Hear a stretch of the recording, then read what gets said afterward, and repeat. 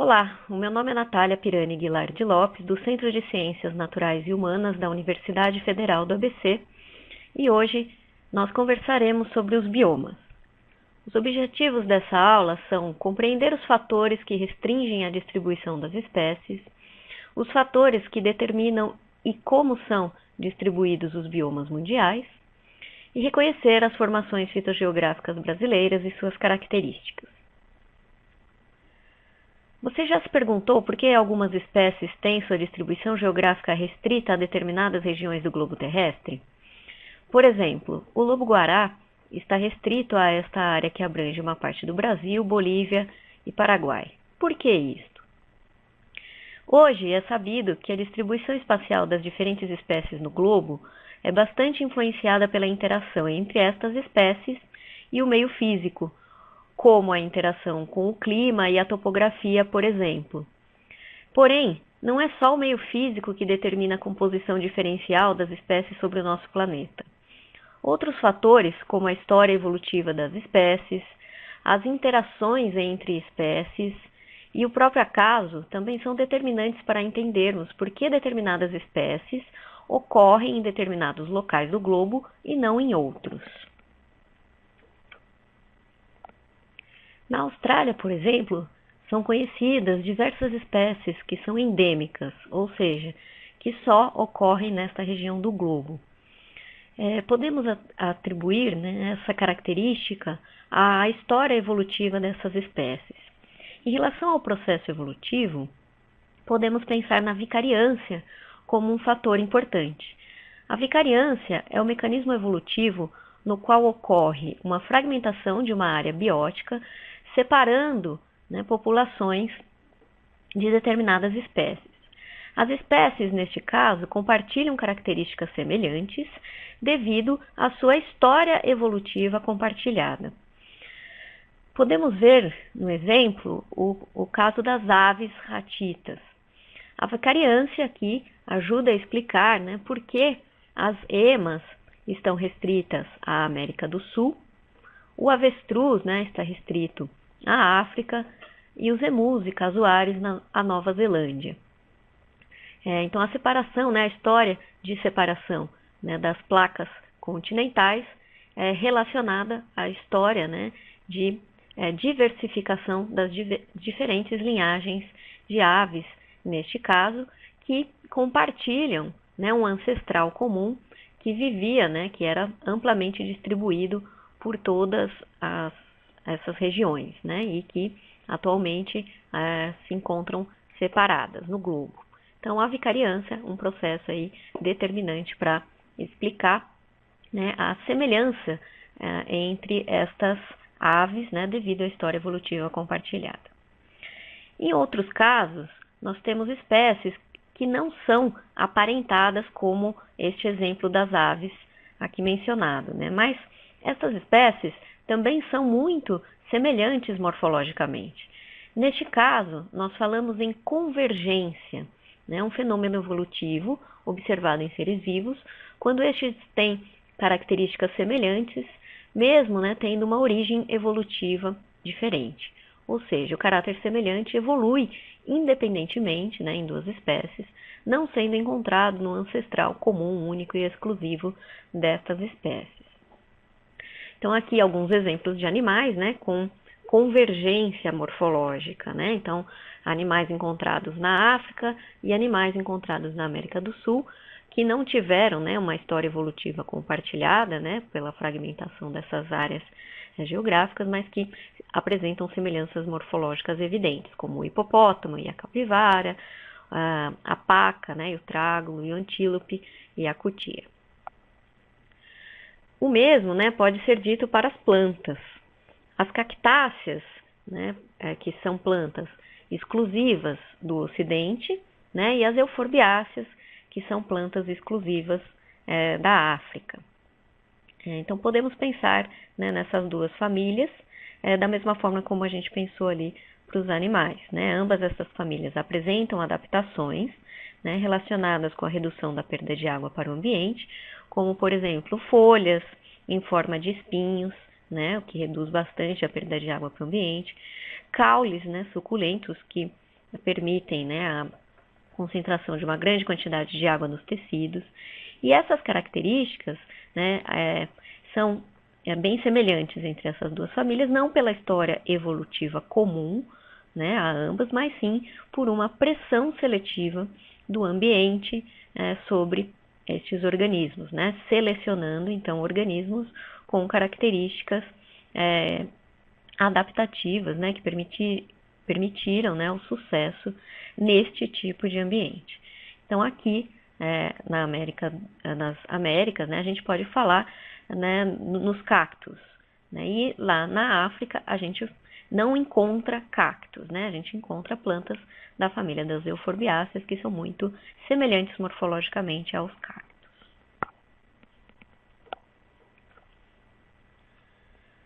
A biogeografia, então, é o ramo da ciência que estuda os modelos espaciais de biodiversidade global, que são, então, decorrentes do modo como os limites da amplitude geográfica de milhões de espécies foram sobrepostos ao longo do tempo e alterados sobre a superfície terrestre.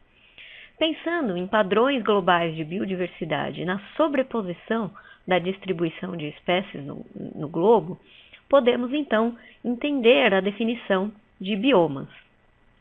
Para o ambiente terrestre, os biomas são unidades biológicas agrupadas com base em suas formas vegetais dominantes.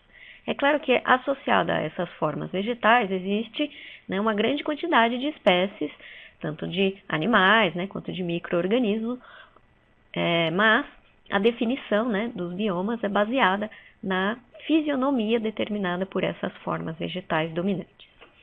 Já para o ambiente aquático, os biomas são definidos como unidades biológicas agrupadas, né, com base em características físicas ou químicas da água e não por uma fisionomia dominante. Neste mapa, é possível observarmos, né, os biomas terrestres e o seu padrão de distribuição no globo. Basicamente, nós temos no planeta, né, 9 biomas, os quais são determinados pela existência de 9. Então, basicamente, nós temos no globo 9 biomas, os quais são determinados pela existência de 9 zonas climáticas, segundo a classificação de Walter. Essas zonas climáticas influenciam a vegetação predominante nas diferentes áreas do planeta.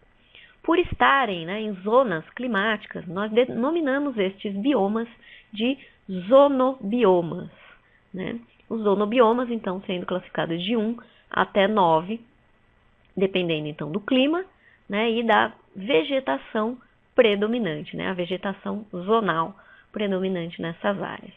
Então, o zonobioma 1 estaria presente, né, em climas equatoriais, né, úmido e quente, cujas variações térmicas maiores ocorrem dentro de períodos diários, né. A vegetação típica seriam as florestas pluviais tropicais sempre verdes. O zonobioma 2 estaria incluído, né, dentro do clima tropical, com chuvas de verão e inverno seco, né, e seria caracterizado pelas florestas tropicais estacionais, né, ou savanas. O zonobioma 3 seria inserido dentro do clima subtropical árido, caracterizado então como os desertos, né, quentes. O zonobioma 4, né, no clima mediterrâneo, com chuvas de inverno e verão seco, e a vegetação esclerófila, né, também chamada de chaparral ou maqui. O zonobioma 5, né, num clima quente, temperado, sempre úmido, caracterizado pela vegetação de florestas subtropicais, sempre verdes. O zonobioma 6, num clima temperado úmido, com inverno curto, caracterizado pela vegetação de florestas temperadas caducifólias. O zonobioma 7, num clima temperado árido, caracterizado pela vegetação de estepes ou desertos, né, com inverno frio. O zonobioma 8, num clima boreal, caracterizado pelas florestas de coníferas ou taiga. E, finalmente, né, o zonobioma 9, num clima polar, caracterizado pela vegetação de tundra. Então, nós veremos cada um destes zonobiomas terrestres, né, na aula de hoje. Basicamente, o que é importante nestas diferentes zonas é a relação entre dois fatores do meio físico, a temperatura e a precipitação. Então, dependendo, né, da interação entre esses dois fatores, nós teremos as diferentes fisionomias vegetais. Neste diagrama proposto por Whittaker, é possível, né, observar como é a relação entre a temperatura, né, e a precipitação determina os diferentes biomas, desde as florestas pluviais tropicais, em regiões quentes e úmidas, até a tundra, em regiões frias e secas. Então, o gráfico apresenta a precipitação anual em milímetros, né, variando aqui de 0 até 4.000 milímetros anuais, e no outro eixo é representada a temperatura média em graus Celsius, decrescendo aqui neste sentido, né, da esquerda para a direita. Então, as temperaturas altas aqui desse lado, as temperaturas mais baixas aqui deste lado, né, de 30 até menos 10 graus Celsius.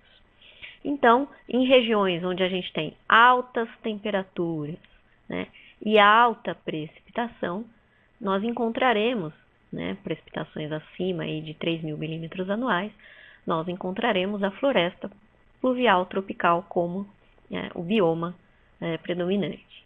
E em regiões extremamente frias, né, com temperaturas médias em torno de menos 10 graus, né, e a precipitação também muito baixa, né, ou seja, qualquer água também que esteja presente nesse ambiente não está disponível para uso das plantas por estar. Então, qualquer água presente nesse ambiente não está, né, disponível para as plantas por estar congelada, né, em grande parte do tempo, né. Então, nesse tipo de situação, nós encontramos o bioma da tundra. Normalmente, esses fatores são representados para cada localidade do globo em gráficos que chamamos de clima-diagrama. O clima-diagrama é composto de 3 eixos. O inferior representa os meses do ano, sendo que os meses mais quentes, ou seja, de dezembro a março no hemisfério sul e de junho a setembro no hemisfério norte, ficam representados no centro. O eixo lateral esquerdo representa a temperatura em uma escala de 10 em 10 graus Celsius. E o eixo lateral direito representa a precipitação em uma escala de 20 em 20 milímetros. Outras informações, como a elevação do local, a precipitação anual total e a temperatura média anual, também podem aparecer no clima-diagrama. Ao se traçar a linha de temperatura, aqui no caso representada em laranja, e a linha de precipitação, né, aqui no caso representada em azul, ao longo do ano, nós podemos ter ideia das épocas secas e das épocas úmidas. Então, quando a linha de precipitação fica acima da linha de temperatura, nós podemos dizer que aquela época do ano é úmida. E quando o inverso ocorre, né, ou seja, a linha de precipitação fica abaixo da linha de temperatura, né, aqui e aqui nesse clima-diagrama, nós podemos dizer que a época do ano é seca. Dessa forma, a partir da leitura de um clima-diagrama, é possível que identifiquemos para cada localidade do globo, aqui no caso, né, uma localidade brasileira, né, a Brasília. Então, para cada localidade, qual é o clima e qual seria, né, o zonobioma esperado, né, para aquela região por essa interação, né, temperatura e precipitação. Então, a partir de agora, nós vamos conhecer as características dos 9 zonobiomas e como a vegetação brasileira se encaixa nessas definições. Então, novamente, né, esse é um mapa mostrando a distribuição dos biomas no planeta. Já é possível aqui notar, né, que alguns que estes biomas, né, estão bastante relacionados com as faixas, né, latitudinais do planeta, ou seja, né, eles apresentam uma grande relação com o clima. No Brasil, a gente também pode, né, identificar as grandes formações fitogeográficas que se encaixam em alguns dos 9, né, zonobiomas mencionados anteriormente, né? Então, a coloração aqui no mapa indica, né, a qual zonobioma, né, estariam relacionadas às diferentes regiões do nosso país, né? Então, por exemplo, né, a Amazônia e a Mata Atlântica, a gente pode observar, né, que estariam inseridas dentro, né, do zonobioma de floresta tropical pluvial, né. É possível observar nesse mapa do Brasil, né, a influência, né, do clima na vegetação, né. Então, como eu havia mencionado anteriormente, né, florestas pluviais tropicais, né, como a Amazônia e a Floresta Atlântica, estão inseridas em regiões, né, muito úmidas, né. Então, esse é um gráfico aqui que mostra a precipitação, né, nessas regiões. Então, áreas onde chove bastante são caracterizadas, né, por um tipo de vegetação que está inserido dentro de um zonobioma, que é o zonobioma 1. E assim por diante, né, nós temos outras formações fitogeográficas brasileiras inseridas em outras zonas climáticas. Então, o primeiro zonobioma é a floresta tropical pluvial. É possível a gente observar no clima-diagrama, né, as características do clima deste zonobioma.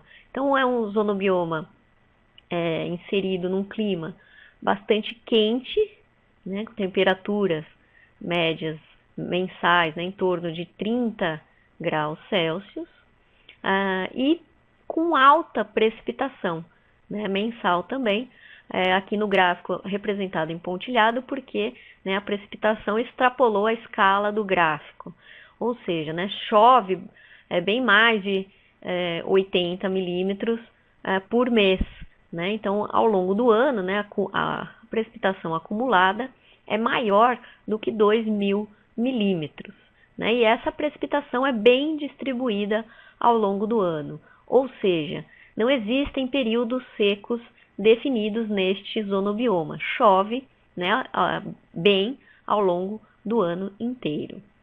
Nesta localidade, né, chove quase 7.000 milímetros por ano, né, uma localidade na Colômbia. Então, pelo fato, né, deste bioma estar localizado em regiões, né, de alta temperatura e alta precipitação, né, no diagrama de Whittaker, a gente encaixaria esse bioma, né, dentro das florestas tropicais pluviais. Então, só para a gente ter uma ideia, né, das localidades no planeta onde existem, né, florestas tropicais pluviais, né, então aqui na América do Sul, né, África e na Indomalásia, bem associados aí, né, a essa faixa latitudinal. As florestas tropicais pluviais são caracterizadas, né, pela vegetação exuberante, né, predominantemente composta pelas árvores, né, árvores de grande porte, mas também existe uma grande diversidade, né, de espécies que vivem sobre, né, estas árvores, né, como epífitas e lianas. Além disso, as árvores barram, né, parte da energia luminosa que chegaria até o substrato e promovem, então, microhabitats, né, um microclima propício para o desenvolvimento de uma série de outras espécies de plantas, como arbustos, né, e plantas herbáceas. Então, a estratificação é típica das florestas tropicais pluviais, né, e aqui é possível observar, né, que a umidade, né, retida na vegetação também é bem característico desse tipo vegetacional. Então, aqui um diagrama mostrando a estratificação das florestas pluviais tropicais, né? Então, existem árvores que são chamadas árvores emergentes, chegando a 35, 40 ou até mais, né, metros de altura. O dossel, né, logo abaixo, então as copas das árvores se tocam e fecham, né, barram a passagem da luz, né, então árvores aí em torno de 30 metros, formando o dossel. E abaixo, né, disso a gente tem o estrato aí, né, arbóreo, né, arbustivo e herbáceo. Isso, então, essa diversidade de microhabitats, né, permite também que uma diversidade muito grande de organismos associados, como outras plantas, né, animais e micro-organismos, consigam sobreviver aí nesse ambiente. Então, a diversidade, né, destas florestas é muito alta.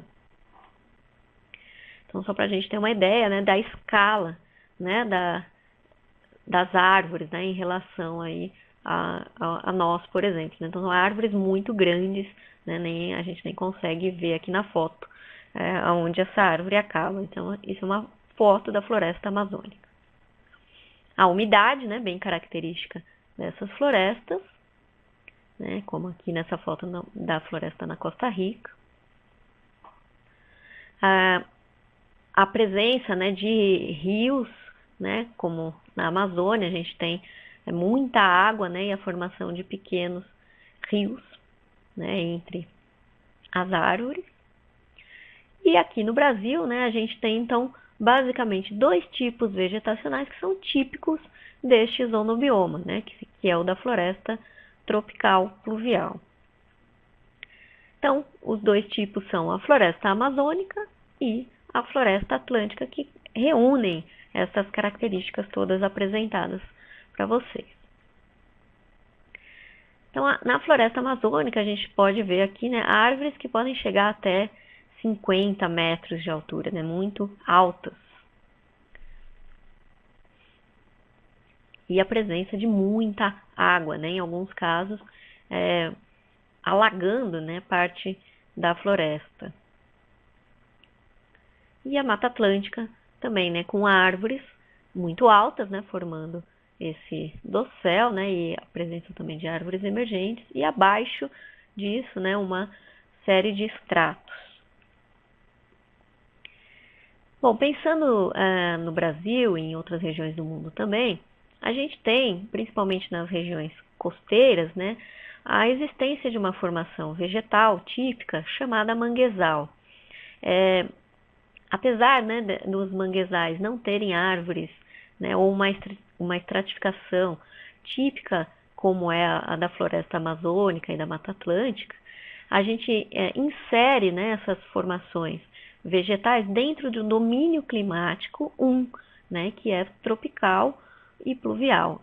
Entretanto, essa formação vegetal ela é diferenciada por uma influência no caso aí da água, né? Então, essa formação é típica de regiões onde há o encontro de água doce com água salgada e a influência, então, do regime de marés, né? Então, isso fornece, né, uma pressão seletiva, né, que, então, vai caracterizar, né, essa formação típica dos manguezais. Então, apesar de ser, né, bastante diferente da Mata Atlântica e da Amazônia, né, a gente insere os manguezais dentro, né, de áreas onde chove muito, né, as chuvas são bem distribuídas ao longo do ano e também o clima é quente, né, tropical. Então, a gente poderia inserir no domínio climático 1. Né? Então, algumas imagens aí mostrando como são, né, os manguezais. Uma outra formação vegetal que também pode ser inserida dentro do domínio climático 1, né, seriam as matas, né, as florestas de restinga. Aqui no Brasil, então, localizadas na região costeira, né, as matas de restinga são essas formações vegetais que se formam sobre planícies arenosas costeiras, né? E no caso aqui brasileiro, essa vegetação recebe, né, muitos propágulos, né? Então tem muitas espécies compartilhadas com a Mata Atlântica, né? e está inserida aí dentro de um grande domínio, né, que é o domínio aí da Mata Atlântica e o domínio climático do tipo 1. Então a gente poderia falar dessas formações aí dentro deste zonobioma também. Né? Então algumas imagens aqui da Restinga, a gente tem na Restinga uma gradação aí da altura, né, das plantas também, por uma influência da água, né, do lençol freático e da influência aí da água salgada, né, do mar. Então, isso promove uma diferenciação dessa vegetação em relação às florestas pluviais tropicais, como a Mata Atlântica e a Amazônia. Bom, o segundo zonobioma, né, é o chamado floresta tropical estacional ou savana. Estas florestas são caracterizadas, então, por uma existência de estações definidas ao longo do ano, não uma estação chuvosa, né, e uma estação seca. Então, a chuva é sazonal. Então, a estação chuvosa, né, nos meses mais quentes, né, que estão aqui representados no centro, né? Então, um período quente e úmido e outro período quente e seco. Chove em torno de 900 até 1.500 milímetros por ano, então menos, né, do que o zonobioma 1, e por cerca então de 4 meses. A chuva é abaixo, né, dos 50 milímetros. Então, no diagrama de Whittaker, né, altas temperaturas e uma precipitação intermediária, né, nos dão aí as características da floresta tropical estacional, né? Então, esse estacional vem dessas estações, né, a chuvosa e a seca, né? Então, uma floresta sazonal.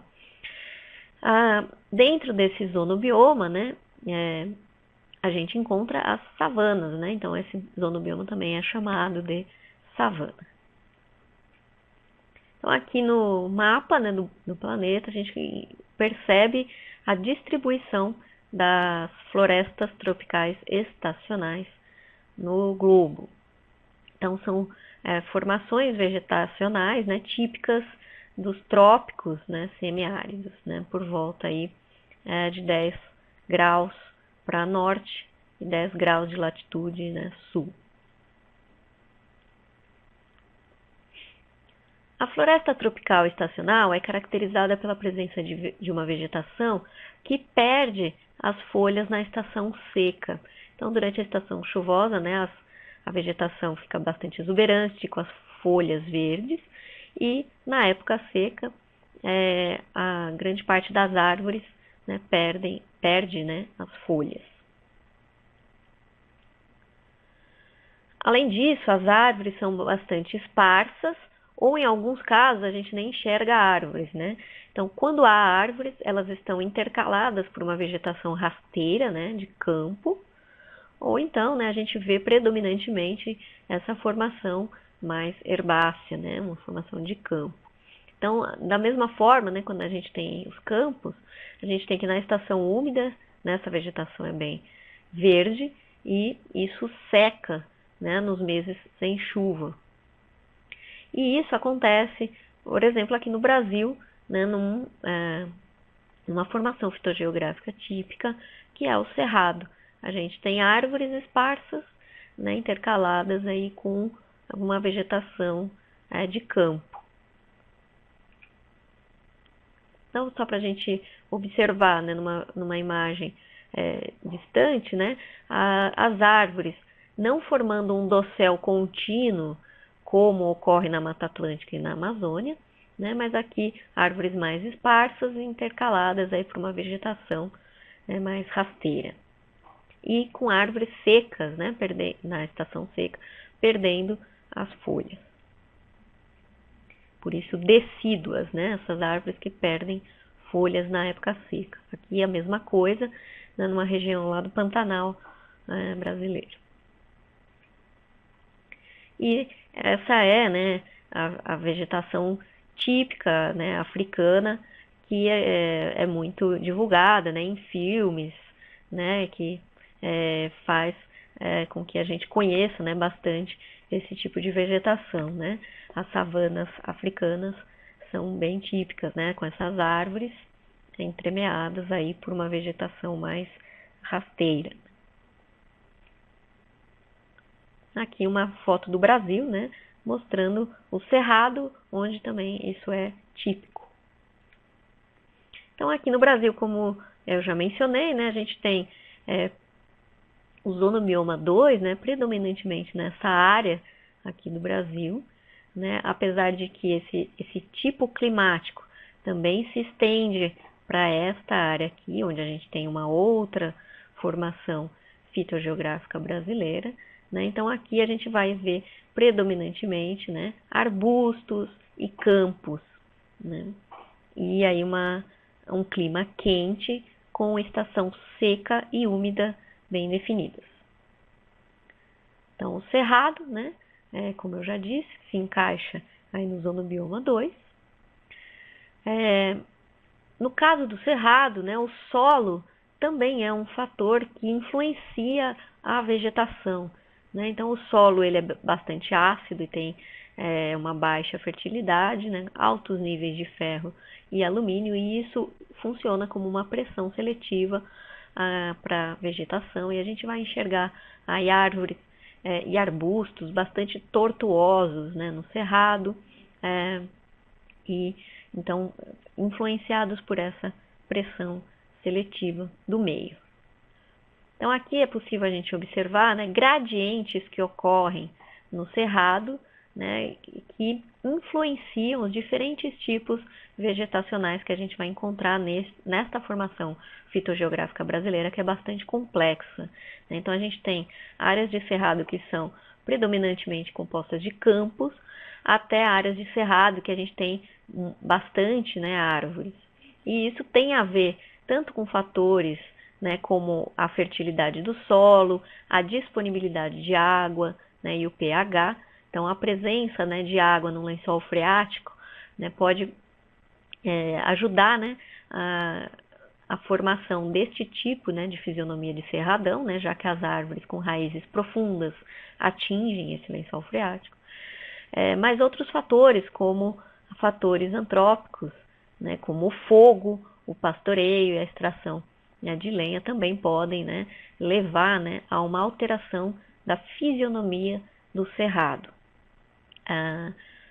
O fogo, né, é um fator importante no cerrado, não só o fogo provocado pelo homem, mas o fogo natural, né? Então, na época seca, esse tipo de vegetação, né, que quando seca, se torna aí um combustível, né, para que então permite, né, a ocorrência de queimadas naturais, né? Então aqui mais uma imagem, né, que mostra para a gente os diferentes tipos vegetacionais do cerrado, né? Então os campos, desde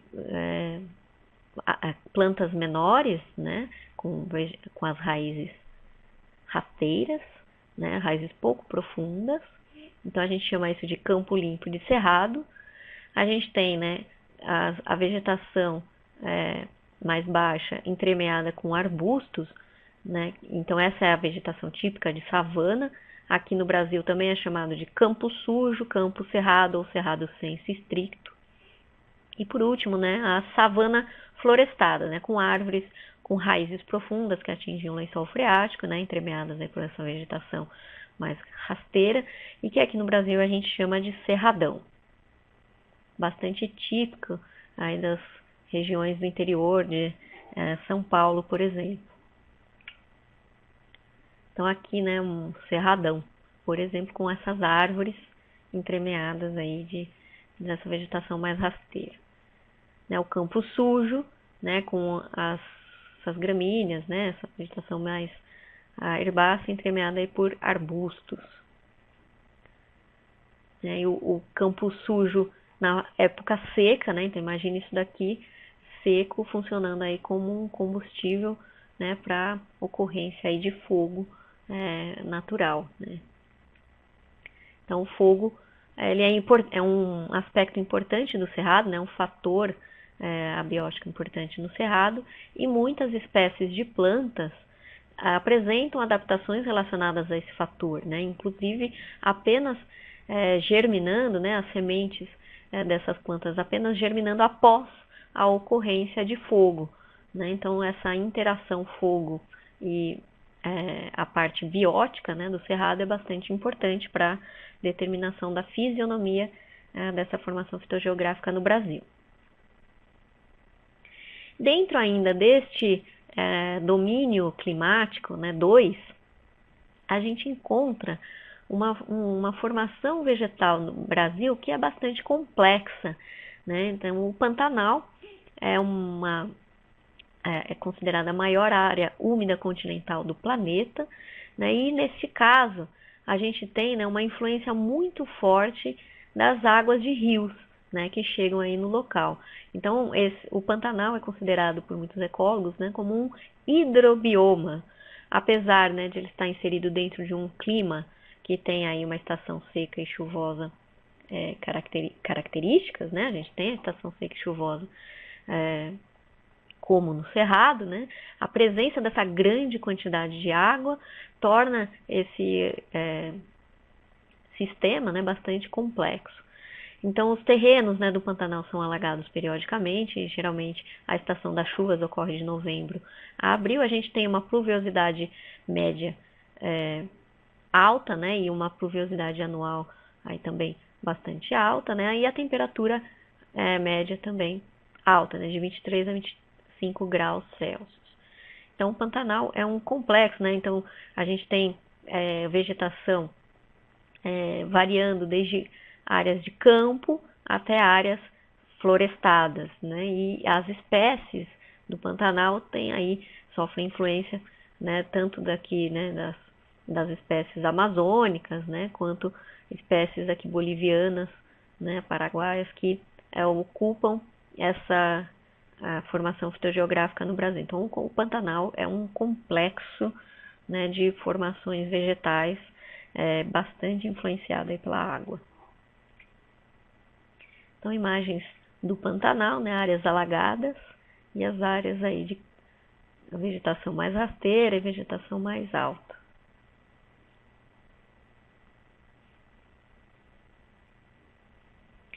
Finalmente, né, dentro desse domínio climático tropical estacional, a gente também encontra a caatinga. No caso da caatinga, a gente tem uma influência muito grande do solo sobre a vegetação. Então, o solo é bastante raso e pedregoso, então é um solo que não retém quase nada de água e chove muito pouco, né, nessa região. Então, a gente tem aí quase que uma transição entre, né, o clima do tipo 2, né, e o clima desértico, né? Então é um clima que a gente fala semiárido. Então a pluviosidade anual fica em torno de 300 a 800 milímetros, que é um pouco mais do que a gente vê nos desertos, mas um pouco menos do que a gente encontra nas florestas tropicais estacionais, né? Então o fato ainda do solo não reter essa água, né, faz com que a vegetação típica seja rasteira ou ainda, né, suculentas, né, plantas suculentas ou plantas arbustivas que perdem as suas folhas, né? Então chove muito pouco. Quando chove, né, a gente tem uma resposta muito rápida das plantas, né? Então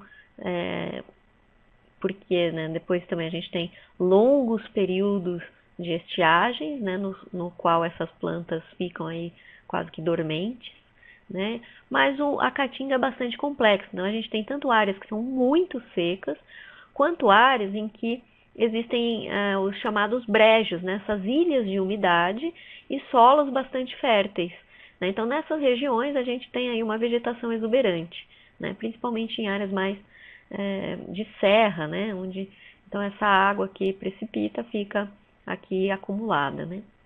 Então a caatinga é bastante complexa e a gente poderia então inserir aí nesse limite entre o ozonobioma 2 e o ozonobioma 3, né? Então aqui uma contraposição da época seca e da época chuva na caatinga, né? E aí é uma vegetação um pouco mais exuberante, né, arbustiva, que pode ser encontrada também na caatinga. Bom, o ozonobioma 3 é o deserto, né? Então, deserto subtropical. Então, este zonobioma é caracterizado por ser muito quente e bastante seco, né? Então, temperaturas elevadas e quase nada de chuva ao longo dos meses. As chuvas são extremamente raras, né? Então menos de 250 milímetros por ano. A precipitação é muito imprevisível, então a gente tem grandes períodos de secas, né? Então, em alguns lugares isso pode durar até 10 anos sem chuva. Apesar da temperatura média aqui nesse gráfico estar em torno, né, dos 20, 25 graus Celsius, a gente tem, né, ao longo do dia nos desertos uma grande variação de temperatura, né? Então, durante o dia podendo chegar até 50 graus e durante a noite isso podendo baixar para temperaturas bem próximas aí de zero, né? Então, a gente tem uma ampla variação térmica neste ambiente. Então, aqui no diagrama de Whittaker é possível a gente ver, né, temperaturas altas, né, e a precipitação baixa, determinando aí a presença de desertos subtropicais quentes e secos. Então, aqui as regiões do planeta onde ocorrem os desertos subtropicais, né? Então, áreas em torno de 30 graus sul, de latitude sul, 30 graus de latitude norte, né? Então, isso relacionado com a circulação, né, das massas de ar, né? As células de Hadley, né, associadas aqui aos cinturões de convergência intertropical, né, fazendo com que a umidade fique concentrada nessas regiões e seja retirada dessas regiões, né? Então, os desertos normalmente estão nessa faixa de latitude, 30 graus norte, 30 graus sul, como é o caso aqui do deserto de Atacama, o Saara, né, o deserto de Mojave, né, e outros desertos, aqui o australiano, né, todos eles nessa faixa aí de latitude. Então, a vegetação típica dessas áreas é uma vegetação de plantas suculentas, né, com folhas reduzidas, né, muitas vezes folhas em forma de espinhos, caules suculentos e fotossintetizantes, né, as raízes não são profundas, então qualquer água que caia, né, nessa superfície é rapidamente absorvida pelas raízes das plantas, né? A gente tem aí áreas grandes sem nenhuma vegetação, né? Então as plantas são esparsas e a gente tem grandes áreas, né, sem a vegetação e só com a presença do substrato, que normalmente é arenoso, né, e retém também pouca água, né, e tem pouca matéria orgânica. Então aqui os cactos, né, e como eu disse lá no começo da aula, né, a gente tem na África as euforbiáceas, que tem também essas características. Aqui um deserto, né, na Argentina, com esse tipo de vegetação, né, que é característico dos desertos subtropicais, né, muitos cactos, muitas plantas suculentas e plantas de pequeno porte. Então a gente não vê árvores nesse tipo de bioma.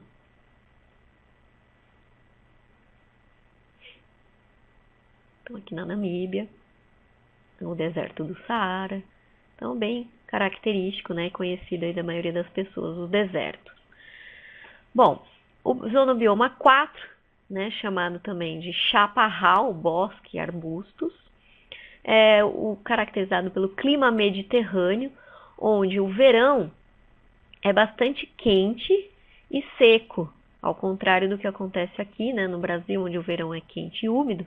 No clima mediterrâneo, o verão é quente e seco, né, baixa precipitação, altas temperaturas.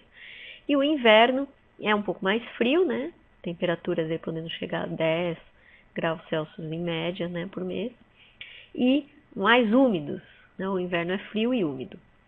Então aqui, né, temperaturas intermediárias, né, entre 10 e 20 graus Celsius, e a precipitação não muito alta, né, nos caracterizam aí o zonobioma 4, né, do tipo chaparral.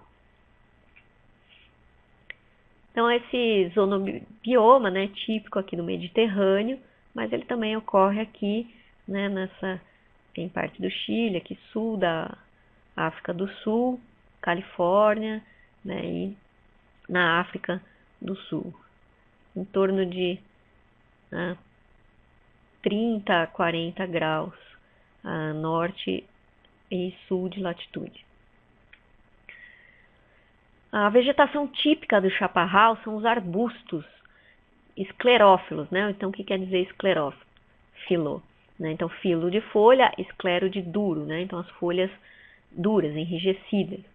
São arbustos sempre verdes. E nesse tipo de vegetação também ocorre frequentemente, né, o fogo. Essas plantas são bastante resistentes ao fogo, né? Então, nas épocas em que ocorrem queimadas, as plantas podem ser totalmente, né, queimadas, né? A parte superior aqui das plantas pode ser totalmente queimada, e essas plantas, então, apenas a raiz, né, fica ali sobrevivendo, né, e muitas sementes, né, resistem, né, ao fogo, e depois de um tempo essa vegetação rebrota. Então, os arbustos, né, esses arbustinhos arredondados, são típicos do chaparral. Né, mais uma imagem aqui do chaparral, muitos arbustos, né, com essa sempre verdes, né, esclerófilos. Então, eles só não ficam verdes quando há a queimada, né? Então, os arbustos, né, às vezes podem ser entremeados por algumas árvores, dependendo da região e da quantidade de umidade dessas áreas, né? Então, na África do Sul, né, o chaparral, né, os bosques arbustos também são chamados de fimbos. Então, dependendo da região do globo, a gente também tem diferentes denominações, assim como a savana, né, é denominada diferentemente, dependendo do lugar do mundo. Então, aqui no Chile é chamado matorral, por exemplo, mas é o mesmo tipo de vegetação, né, arbustiva, essa mesma fisionomia vegetacional, né? Lá nos Estados Unidos, a mesma coisa. Então, passando agora para o zonobioma 5, né, a floresta temperada pluvial.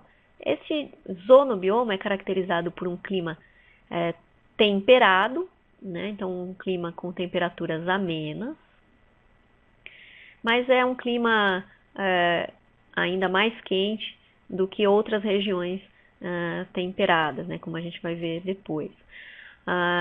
O inverno é moderado, né, e a gente tem muita chuva neste zonobioma, né? Então a chuva aí ultrapassa aqui a escala, né?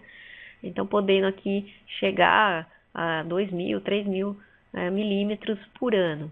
Então áreas com temperaturas intermediárias e muita chuva caracterizam, né, esse bioma de floresta temperada, né? Então com clima ameno, pluvial, né? Pluvial vindo de chuva.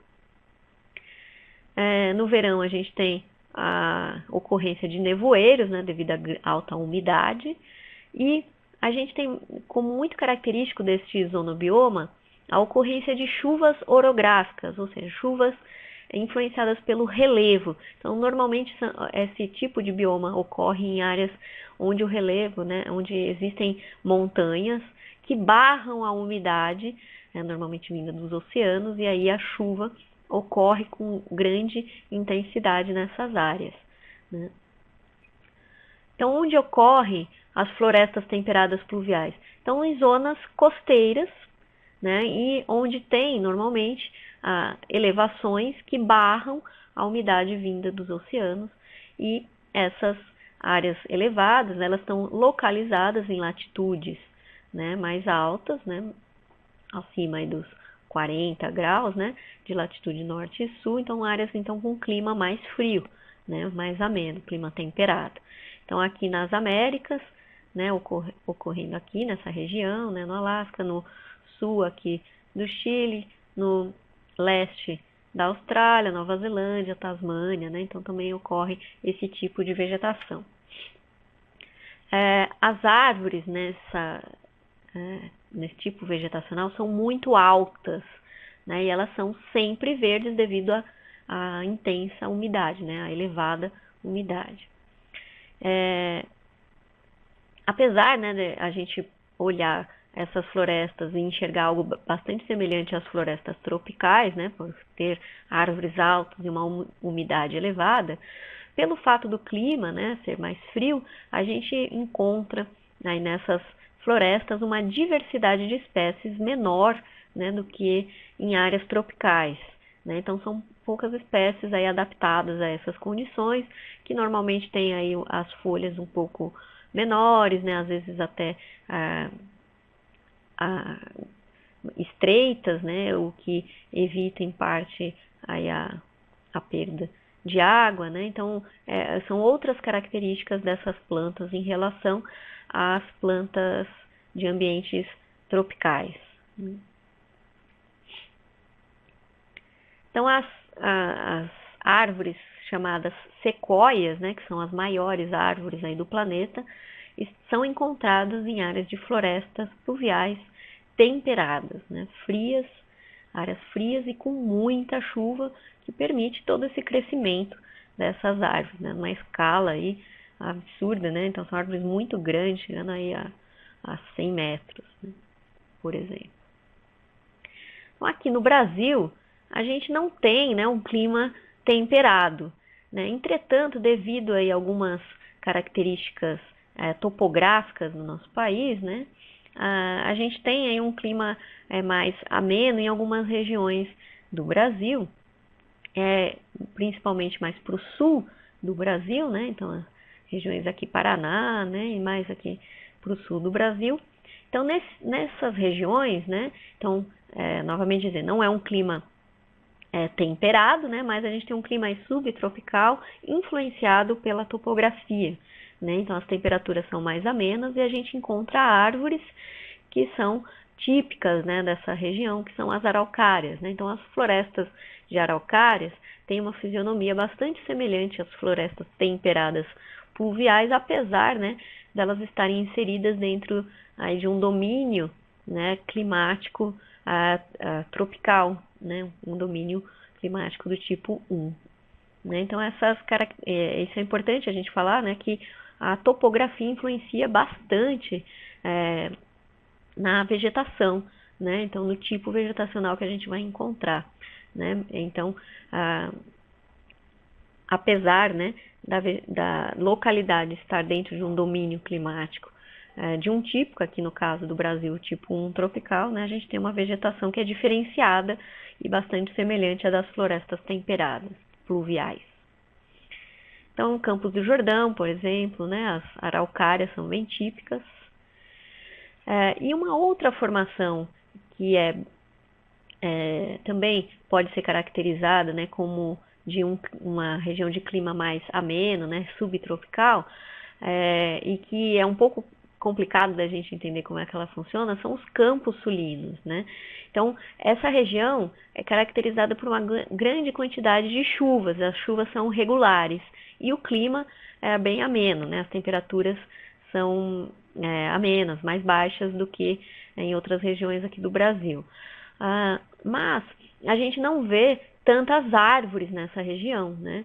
Então aí, nesse caso, a gente tem uma influência bastante grande do manejo que o homem, né, promoveu nessa região, então derrubando as árvores e transformando as áreas anteriormente ocupadas por florestas, né, em áreas de pastagem, né, e também a influência aí das queimadas, né, causadas pelo homem para substituição da floresta por áreas de pastagem, áreas agriculturáveis, né, e também aí uma influência do solo em algumas regiões, né, características do solo que não permitem o crescimento de árvores muito altas, né? Então a gente tem aí algo um pouco complexo, né, uma influência aí do homem na paisagem e a presença de árvores, né, intercaladas com uma vegetação mais rasteira, né, que é diferente de uma floresta temperada pluvial, né, como em outras regiões do globo, né, e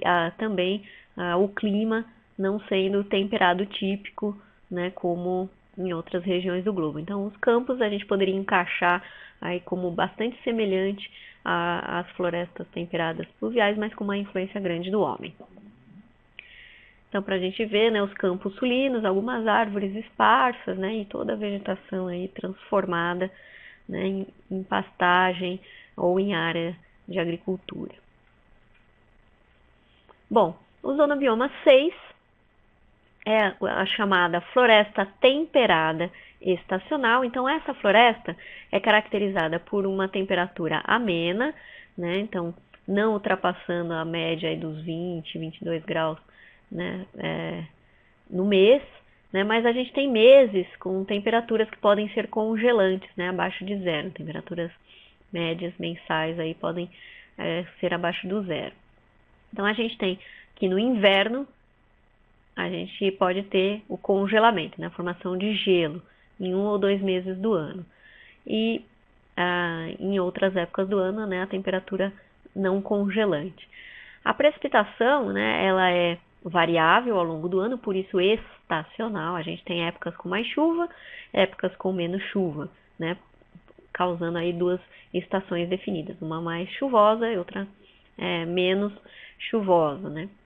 E aqui nesse caso, apesar da linha de precipitação não estar abaixo, né, da linha de temperatura, caracterizando a seca, né, a gente tem que, pelo fato, né, das temperaturas serem congelantes, a água ela não fica disponível para as plantas, né, então é como se fosse a seca. Né, então a água está na forma de gelo, as plantas não conseguem absorver essa água e é como então se o ambiente estivesse sem água, né, estivesse em seca.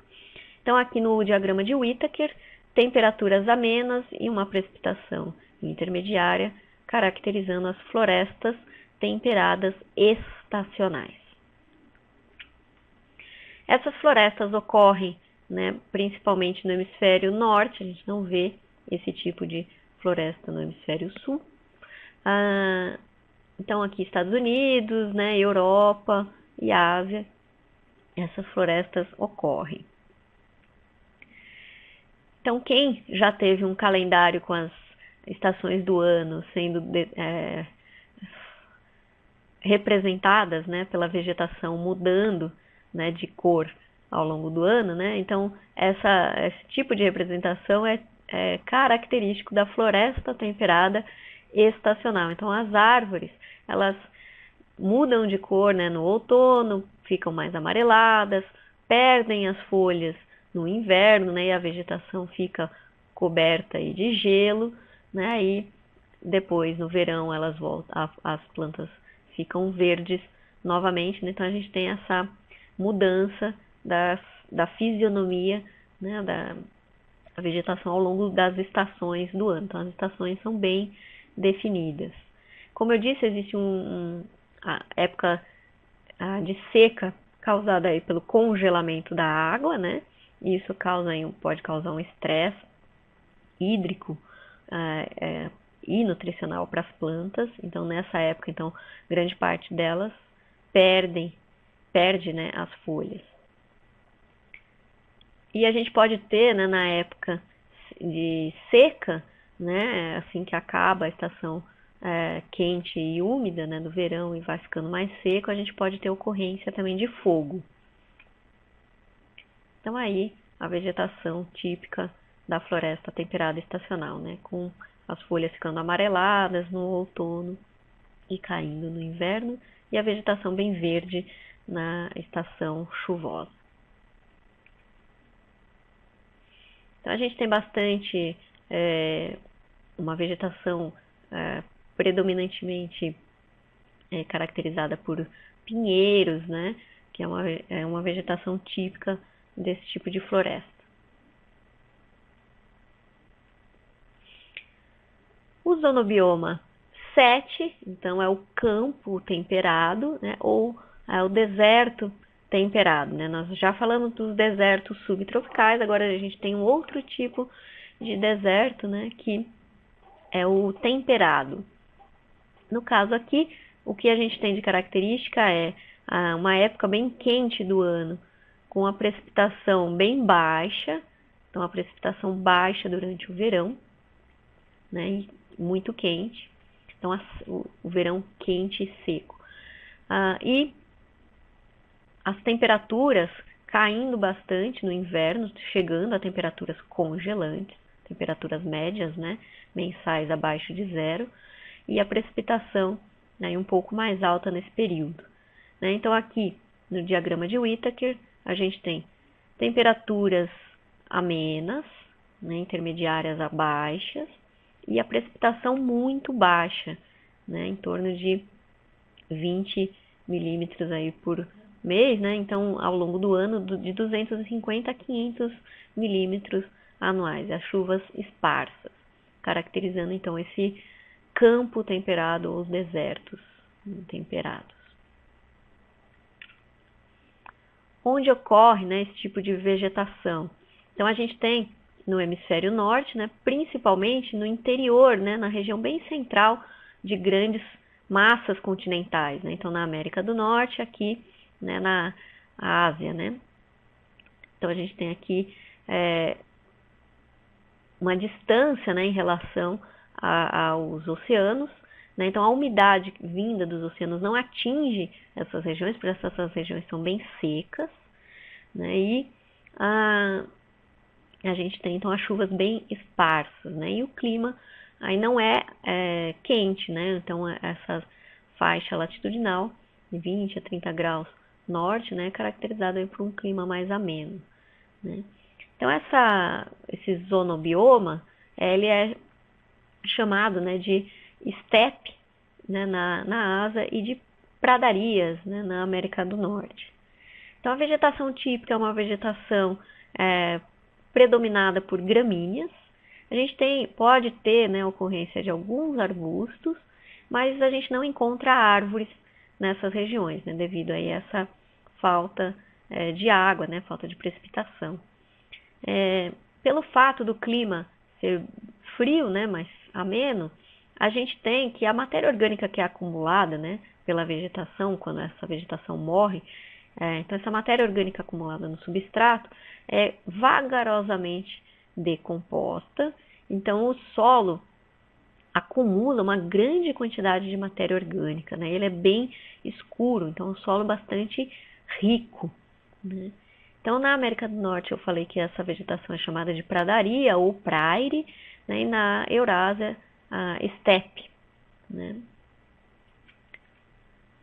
Então, aqui a gente pode ver, né, as gramíneas predominando e nenhuma árvore e alguns arbustos esparsos.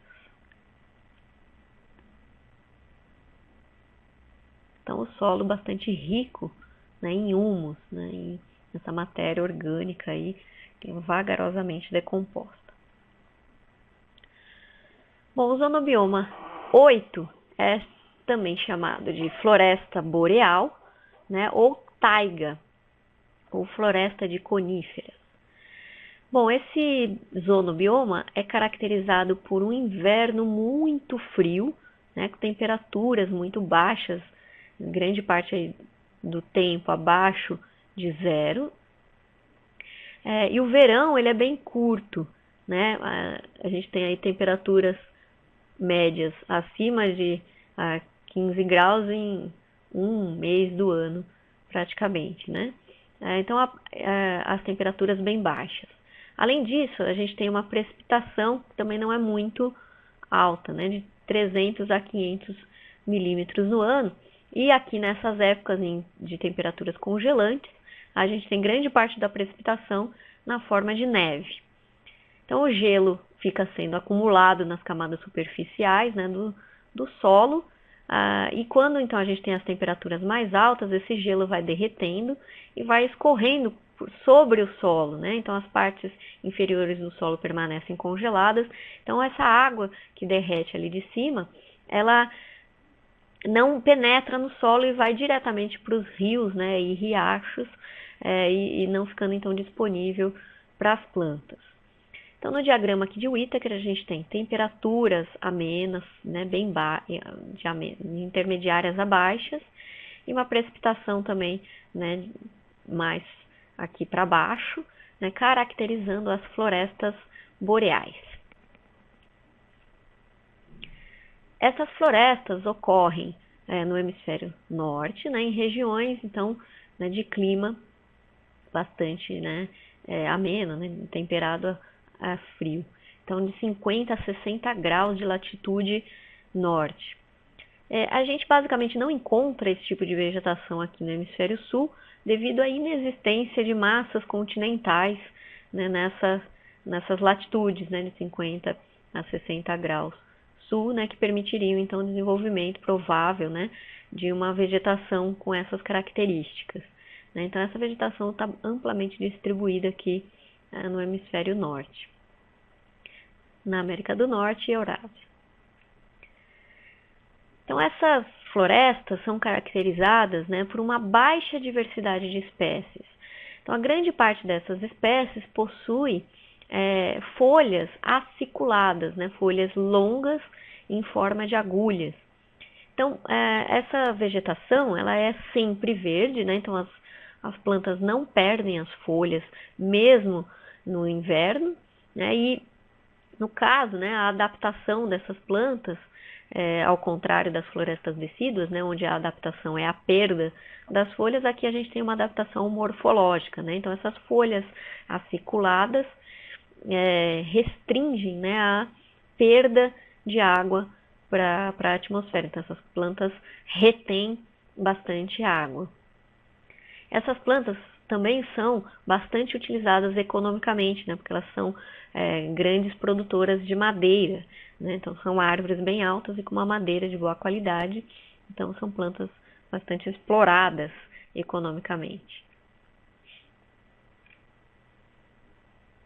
Então, a gente tem aí as coníferas, né, que são justamente essas plantas que formam essa vegetação de taiga. Né? Então, a taiga também é conhecida como floresta de coníferas.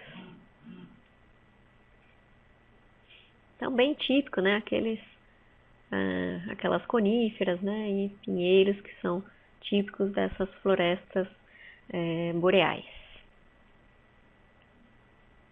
Então, lá no Canadá, Estados Unidos, né, na Rússia. Então, tá vendo que mesmo coberta de neve, né, essas árvores mantêm as suas folhas verdes.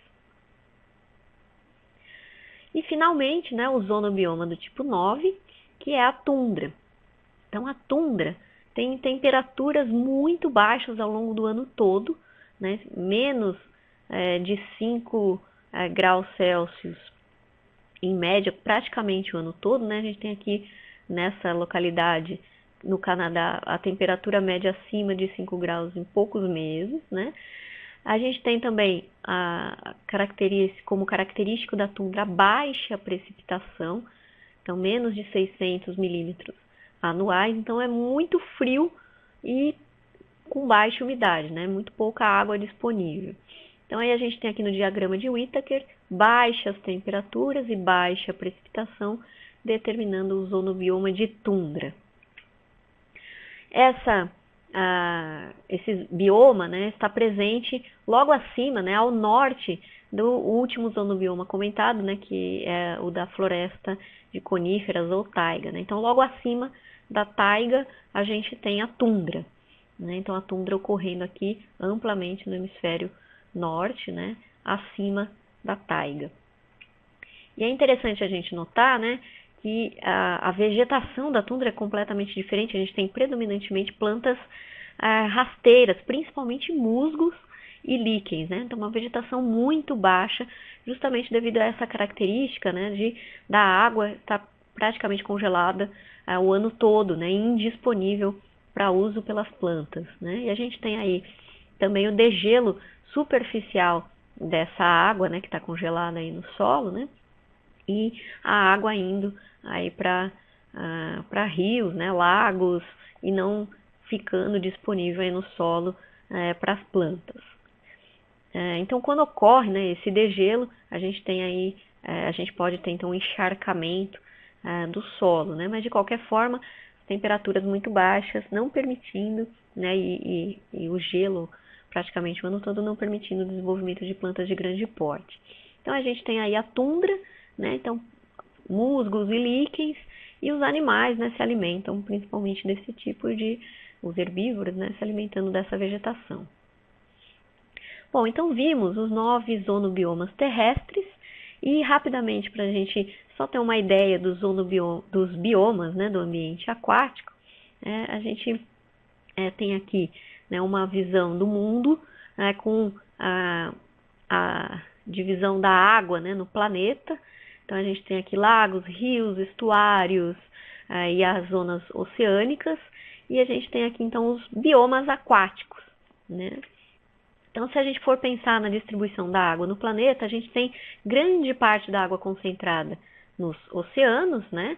Como a gente pode ver no mapa. Então, 97% da água nos oceanos, então água salgada, e o restante, né, de água doce. Parte dessa água doce está congelada, né, na forma de gelo, então quase 2%. Parte dessa água está no substrato, né, o groundwater aqui, e uma pequena parte em rios, lagos e como vapor de água na atmosfera. Então, a água doce é muito restrita no nosso planeta, né? Então, características físicas e químicas da água vão dar aí a caracterização dos biomas aquáticos, né? Como a gente falou lá no início da aula. Então, os biomas aquáticos, basicamente, né, os de água doce, são os rios ou ambientes lóticos, os lagos ou ambientes lênticos. Na transição de ambientes de água doce para ambientes de água salgada, nós teremos os estuários, e na água salgada nós teremos a zona litoral, a zona pelágica, a zona abissal, né, de grandes profundidades, e os recifes, né, de coral, que praticamente vai ser, né, o único bioma aquático aqui definido pela biota, né? Aqui em todos os outros biomas a gente vê uma determinação dada pelas características físico-químicas da água. Então, os rios, né, ou ambientes lóticos, são ambientes caracterizados pelas águas correntes, né? Então, qualquer ambiente aí onde a gente tenha água corrente, que permite então a oxigenação dessa água e o desenvolvimento de toda uma biota aí associada a isso, né? Caracteriza aí os rios ou ambientes lóticos. A matéria orgânica que chega, né, aos rios normalmente vem das adjacências, né? Então é uma origem externa ao meio, né? E a gente tem aí características de temperatura, matéria orgânica, oxigênio dissolvido e produtividade que vão diferenciar cada um dos rios do planeta, né? Mas todos eles estão dentro de um bioma que é chamado de ambiente lótico, né? Ou as corredeiras. No caso dos lagos, né, ou ambientes lênticos, a água é parada, né? Então a gente não tem aquela oxigenação como nos rios, e aí a gente vai ter, dependendo da penetração, né, da luz, e também a deposição de matéria orgânica e as interações da matéria orgânica, né, com a biota, a gente vai ter diferentes áreas, né, diferentes subdivisões dos ambientes lênticos, né? Então o bioma lêntico, ele pode ser subdividido em regiões, né? A região litoral, a região aqui bêntica, né, associada ao substrato, a região onde penetra mais luz, onde penetra menos luz, e isso vai então determinar diferenças nos lagos. Para os ambientes marinhos, né, a gente tem também essa mesma subdivisão, né? A área onde a luz penetra, né, chamada também de zona fótica, a área onde a luz já não chega, né, denominada de zona afótica, a região mais próxima do litoral, né, a região associada aí ao substrato, né, a zona bêntica, a plataforma continental, né, que é essa região de menor declive, né? Então a gente tem o talude continental, né, onde o declive fica mais acentuado. Então as várias subdivisões aí do ambiente marinho, né, proporcionam para a gente os diferentes biomas marinhos. Então a zona litoral, né, caracterizada principalmente pela influência das marés, né? Então a zona médio litoral ou intertidal é bem influenciada por uma característica aí física, né, a ocorrência das marés. Na zona então de transição entre o ambiente de água doce e o marinho, a gente tem os estuários, né? Então a gente também tem nessas regiões a influência das marés, e além disso a gente tem uma água intermediária, né, uma água salobra, devido à mistura aí da água dos rios continentais com a água do mar. E finalmente, né, os recifes de corais, né? Então a gente tem uma característica biótica, né, deste bioma, né, que são os corais, né, determinando essa fisionomia. E a gente também tem os recifes de coral presentes em áreas com características físico-químicas bem típicas da água do mar, né? Então, áreas quentes, rasas, com águas claras, né? Então, aqui a gente tem um mapa com a distribuição, né, dos recifes aí de coral no mundo, que atualmente são bastante ameaçados justamente por essas alterações nas características físico-químicas da água, né? Então, tanto a temperatura quanto o pH, né? Então, a acidificação dos oceanos está colocando em risco, né, esses ecossistemas, né, de recifes, o que é bastante perigoso, né, porque são ambientes altamente diversos e que proporcionam, consequentemente, uma alta diversidade de peixes, né, para os nossos oceanos. Bom, então essa aula teve o objetivo de dar um panorama geral dos 9 zonobiomas terrestres, né, no mundo, como é que as formações fitogeográficas brasileiras se encaixam dentro desses biomas, e rapidamente nós falamos sobre também os biomas aquáticos. Esses são os livros que foram utilizados como base para essa aula, e este é o meu contato. Até a próxima!